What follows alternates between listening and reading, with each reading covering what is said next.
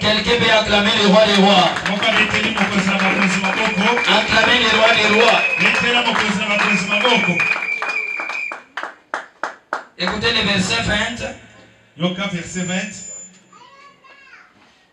Toujours dans Jean 16. Kaka na Jean 16. En vérité, je vous l'ai dit. Vous pleurerez. Et vous lamenterez. Et le monde se réjouira. Vous serez dans la tristesse. Jésus avait raison. Hein? Amen. Qui me dit amen bien? Amen. Malili ekoti. Pourquoi le belobi ke bogolela? Mais aussi ici verset malheureusement pour na oya za na Bible. Mais oya déjà za na Bible déjà maoisi longwe. Amen. Vous savez ce qui nous fait peur c'est quoi? C'est le début de l'histoire. Quand l'histoire commence mal, c'est pourquoi certains frères au milieu de nous peuvent se suicider. Quand l'histoire commence mal, quand ta journée commence mal, c'est pourquoi quelqu'un peut aller peut-être se pendre. Qui est l'enfant de Dieu, ne te tue ou pas bien aimé? Mais Christ lui-même sur la terre. La parole de Dieu dit que sa parole ne faillit jamais. Nous avons compris? La parole de Dieu ne faillit jamais.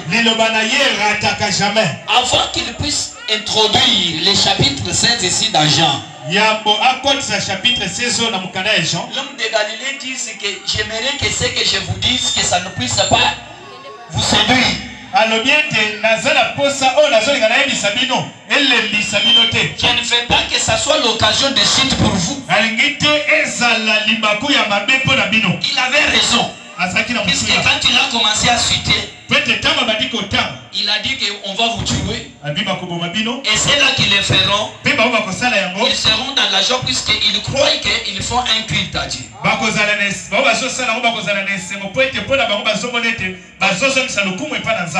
milieu de nous ici, personne ne peut accepter qu'il soit éliminé. Et Christ dit qu'on va vous éliminer. Il dit que le temps arrive. Vous allez pleurer. Vous allez gémisser. C'est ce que la parole de Dieu dit. En plus, il dit que c'est la vérité. Ah, Jésus, merci beaucoup. En vérité, je vous l'ai dit. Vous pleurerez. Et vous lamenterez. Et le monde se réjouira. Tel que vous êtes là, vous serez dans la tristesse. Amen. Amen. Amen.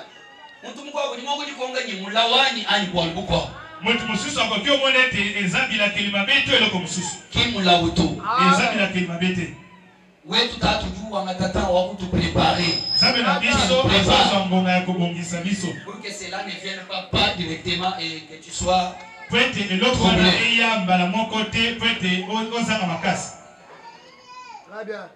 Tu peux pleurer. D'abord, est-ce que pleurer, ça signifie la vue finale? Non. Est-ce que là? La vie continue. C'est lamenter. Ne signifie pas qu'on t'a enterré. Être dans la tristesse. Vous savez des choses qui font les gens, qui accordent les gens la tristesse. Depuis que cette maladie m'a atteint. Jusqu'aujourd'hui, Seigneur. Mais mes collègues sont allés au mariage à l'âge de 19 ans. Seigneur, j'ai 23 ans maintenant. J'ai 30 ans maintenant. 30 ans, c'est quoi? Mes collègues de classe, qui n'étaient même pas intelligents, ils ont voyagé. Ils conduisent des entreprises. Seigneur, je suis chômeur.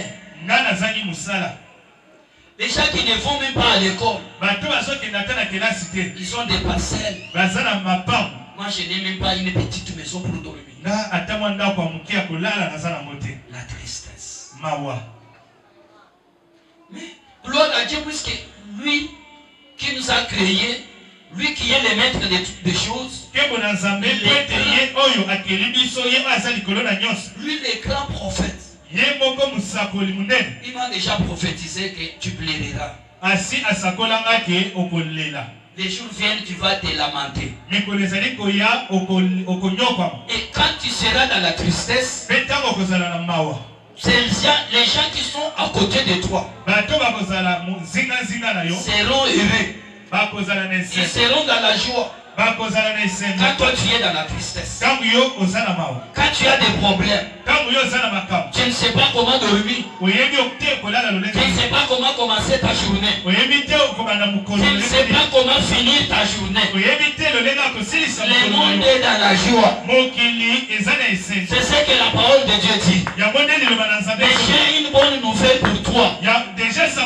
Malgré que tu dois pleurer, malgré que tu dois te lamenter, malgré que le monde te verra dans la tristesse, mais là où cette tristesse t'amènera, c'est là où les mondes sont entrés dans l'ignorance, ils ne savent pas. Quelqu'un me dit amen bien. Quelqu'un me dit bien amen. Le monde aujourd'hui, quand ils te voient chômeur, ils peuvent donner même les offrandes. Et s'il est naïe, on va voir là où il va aller. Mais aujourd'hui, pour arriver à voyager, les gens ont besoin de passeports. Les gens ont besoin de l'argent. Les gens ont besoin de l'invitation qui vient d'ailleurs. Ils se préparent pour bien voyager. Mais laisse-moi te dire, pour tout un enfant de Dieu, il y a aussi un voyage derrière la tristesse. Qui croit à cela? C'est la parole de Dieu.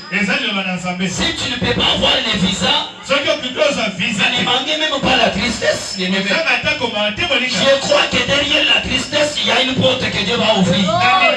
Je crois que derrière votre lamentation, le Seigneur ouvre la possibilité.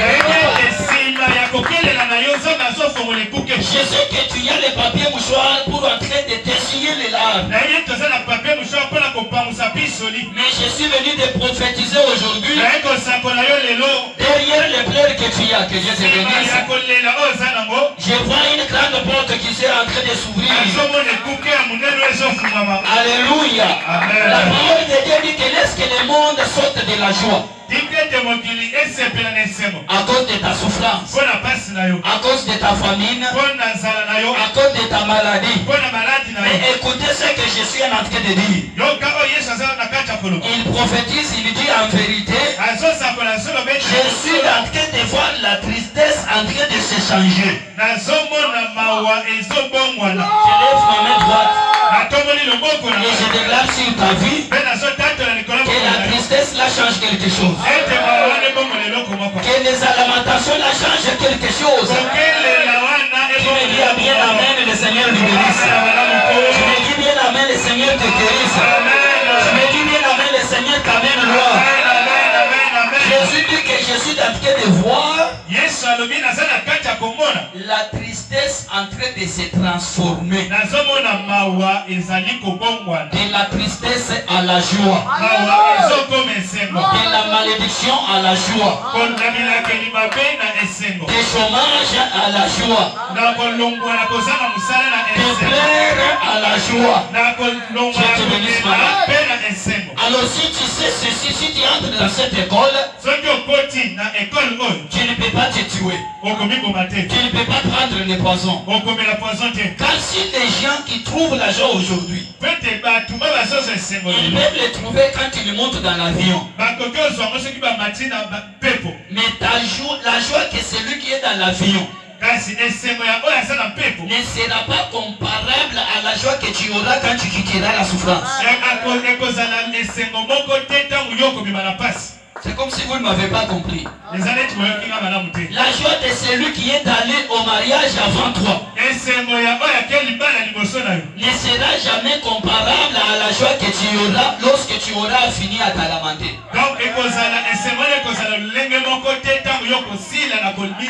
joie de la personne qui a acheté sa parcelle avec son argent ne sera pas comparable à la joie que tu auras les jours où tu auras ta parcelle à toi après ta tristesse.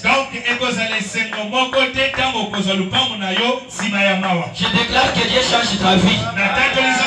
Oh, dis-moi amen. Bien, Dieu change ta situation. Mets-toi debout, nous allons prier.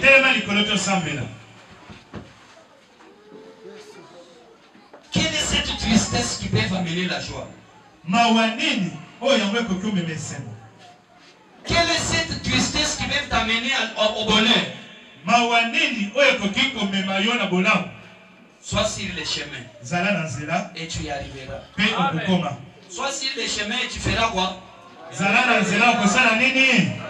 Acclamez le Seigneur des Seigneurs. Acclamez bien le Seigneur des Seigneurs.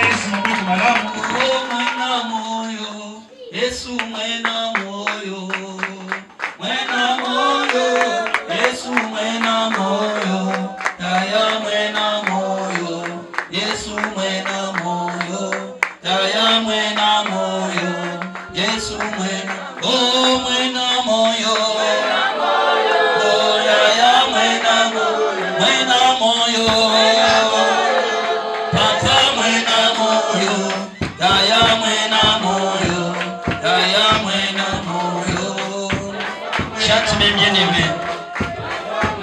Oh,